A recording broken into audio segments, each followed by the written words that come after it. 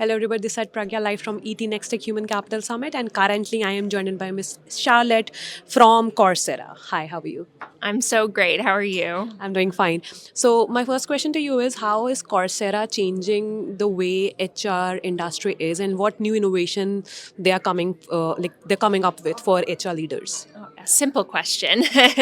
So, we've really been innovating a lot in the last year, I think, in two different areas. So, the first thing we heard from a lot of folks was they needed more practice as they were doing skills based learning. So, Coursera has online content from universities and industry partners all around the world.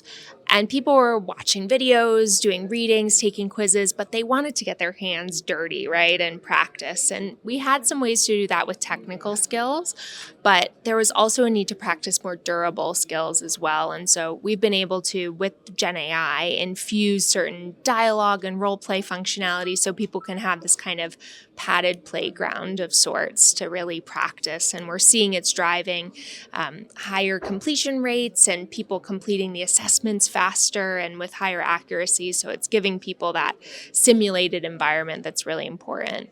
And the second thing we've been hearing a lot about that'll be no surprise is skills-based learning. This was kind of the whole conversation over the last 2 days here. But what we're really reckoning with is how do we use Gen AI to give people more personalized, dynamic pathways for their learning.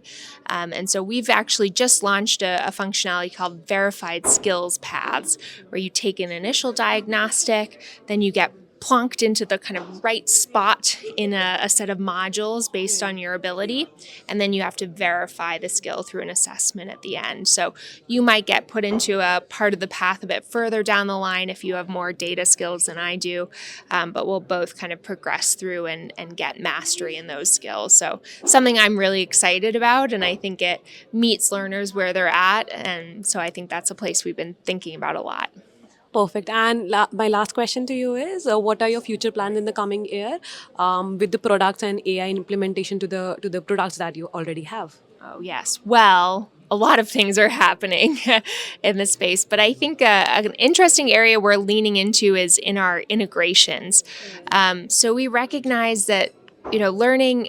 People might go to the Coursera platform, and we have a lot of customers that will start their learning journey, their first click on the Coursera platform, but oftentimes it's built into a broader HR ecosystem, right? Somebody's in Workday or in SuccessFactors doing other parts of their kind of HR journey as an employee, and then they want to embed learning into that ecosystem. And so how do we make sure that Coursera is front and center in that discoverability, and also so that admins have access to all of that data as well. So we're focusing a lot on that, and we're also leaning into, and this is really nerdy, but I don't know how much you've been hearing about MCP and the whole idea of being able to write query and have discoverability through an LLM. So we're thinking a lot about how do we optimize that experience. So people are definitely using their LMS to find content, but there's also this kind of new era of learning that I think is starting to happen where maybe it's not even an LMS or an LXP at all. It's just through a large language model. And so